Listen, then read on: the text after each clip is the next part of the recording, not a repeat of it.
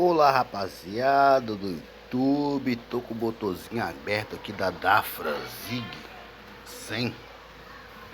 Rapaz, esse motor tava com um barulho infernal, tava não tá?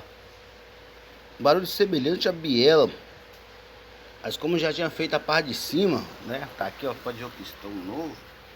Então eu sabia que não era biela, a biela tá perfeita. Acreditei que fosse um desses rolamentos do balanceiro do motor.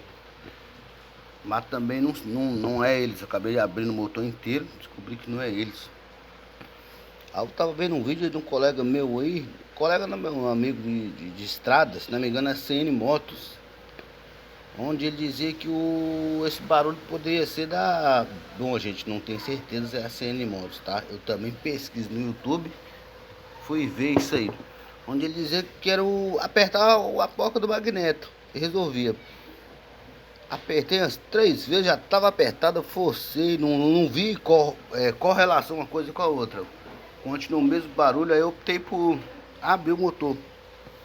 Abri, não tem nada de folga no motor, nada folgado, nada desalinhado, nada gasto. E continuo em dúvida sobre esse barulho horrível que tem no motor da Dafra Zig 100, a Zig Mais 100. Então é isso, galera. Até o presente no momento não consegui identificar nada. Ah, bem, tá. Aqui eu percebi que o contrapeso tá sem essa trava elástica, tá vendo? Tá faltando as 3. Mas também, se você for analisar, não tem correlação também, porque a hora que a força centrífuga vai fazer ele abrir, travar, né? É tipo um freio inverso. Então não tem correlação de ficar batendo. Então é isso, pessoal. Vou seguir aqui na dúvida com essa Dafra Zig. Se alguém já passou por isso aí e tiver uma ideia, eu aceito, tá? Tchau, obrigado.